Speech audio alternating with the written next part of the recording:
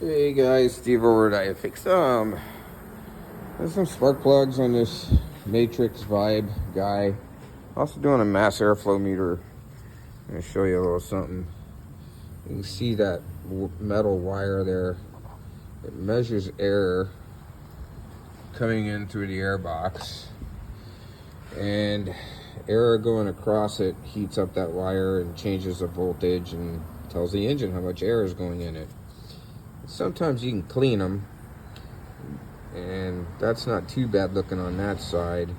But this dark color, that wire element's burnt, and that can give you lean codes, P0171s, P0174s, or rich codes, 175s. And sometimes you can clean those and clean the throttle body and fix it, but we've already tried that with this one. So we're going to replace that mass airflow meter and see if that, and the plugs take care of it. But with 230,000 miles on it, it'd be a very good idea to go after that guy right there too, which is normally an oxygen sensor, but in this case is called an airflow ratio sensor.